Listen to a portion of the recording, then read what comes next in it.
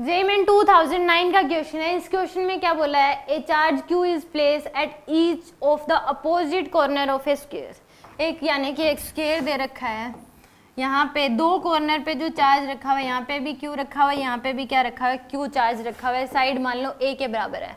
A charge Q is place at the each of the other two corner, यहाँ पे भी Q का charge है और यहाँ पे भी क्या दे रखा है, क्यू का charge. The electric force, net electric force on Q is zero. Net electric force किसी एक चार्ज पे क्या है, जीरो है, ये बताना है। Capital Q by small Q की जो वैल्यू है, रेशियो बताना है, capital Q by small Q किसके बराबर होगा।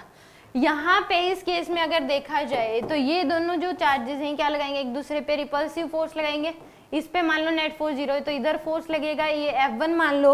अब ये अगर पॉजिटिव हुए दोनों, ये दोनों चार्ज क्या हुए, पॉजिटिव, तो ये इसके ऊपर क्या लगाया, इधर फोर्स लगाएगा, ये इसके ऊपर क्या लगाएगा, इधर फोर्स, नेट इधर आएगा, तो इससे ऊपर जीरो हो ही नहीं सकता अगर ये दोनों चार्ज क्या हुए, पॉजिटिव हुए। तो ये दोनों चार्जेस जो होंगे ये पक्का क्या होंगे, ये भी माइनस क्यू का, ये माइनस क्यू का, तभी इस क्यू पे नेट चार्ज जीरो हो सकता है। तो ये क्या लगाएगा, इधर अट्रैक्टिव फोर्स लगाएगा F का मान लो, ये भी क्या लगाएगा, इधर अट्रैक्टिव फोर्स लगाएगा F का। ये दोनों बराबर ही लगाएंगे क्योंकि गैप भी इक्वल है और दोनों चार्जेस की वैल्यू भी क्या है, इक्वल है। तो यहाँ पे जो F की वैल्यू होगी वो K Q डिवाइड बाय में A स्क्वायर, इस F की भी जो वैल्यू होगी वो भी K Q डिवाइड बाय में क्या हो जाएगा, A स्क्वायर के बराबर। और इस F1 की जो वैल्यू होगी, ये वैल्यू क्या हो जाएगी, √2a के बराबर, ये वैल्यू क्या हो जाएगी, √2a के बराबर। तो यहाँ पे इसकी वैल्यू आ जाएगी KQ स्क्वायर बाय में √2a का स्क्वायर, यानी कि KQ स्क्वायर बाय में 2a स्क्वायर के बराबर इसकी वैल्यू आ जाएगी F1 की। इन दोनों का जो रिजल्टेंट आएगा वो इधर आएगा, इन दोनों का रिजल्टेंट क्या आएगा, इस डायरेक्शन में आएगा। अब मैं कह रही हूँ ये भी F है और ये भी F है, एंगल कितना है इन दोनों के बीच, 90 डिग्री। तो इस केस में नेट रिजल्टेंट जो आएगा, किसी एक को √2 से क्या कर देंगे, मल्टीप्लाई, यानी कि आ जाएगा √2f।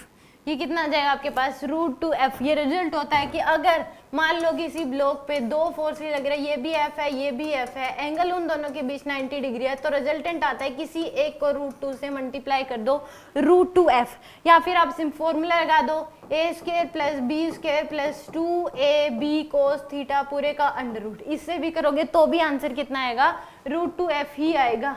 बट यहाँ पे हम सिंपल, हमें पता है तो हम क्या कर लेंगे, यहाँ पे टाइम सेव हो जाएगा कि हमें करके नहीं देखना पड़ेगा। अगर दो वेक्टर हैं, दोनों के बीच एंगल अगर 90 डिग्री है तो किसी एक को √2 से मल्टीप्लाई कर देंगे, मैग्नीट्यूड वाइज इक्वल होने चाहिए। ये बात पता है तो हमारी यहाँ पे ही टाइम क्या हो जाएगा, बच जाएगा, और ये टाइम हम दूसरी जगह पे लगा सकते हैं। तो यहाँ पे इस केस में नेट ये आ गया, तो यानी कि जो √2f है इक्वल टू हो जाएगा किसके, KQ स्क्वायर डिवाइड बाय में 2a स्क्वायर के, इसके बराबर होगा, तभी इस पे नेट फोर्स जीरो हो जाएगा। यानी कि √2 इंटू में F की वैल्यू आ जाएगी KQ डिवाइड बाय में a स्क्वायर इक्वल टू, यह आ जाएगा KQ स्क्वायर बाय में 2a स्क्वायर के बराबर। ये होगी हमारे पास वैल्यू।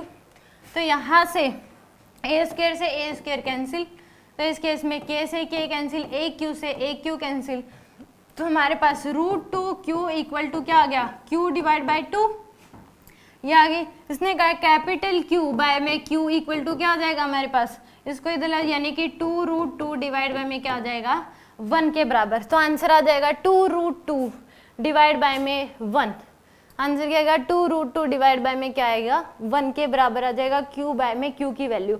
और मैंने पहले ही माइनस में मान लिया था, इन दोनों चार्जेस को क्या मान लिया था, पहले ही नेगेटिव मान लिया था, तो ये क्या आ जाएगा, माइनस का 2√2 बाय, क्योंकि ये चार्ज क्या है, माइनस का आया था।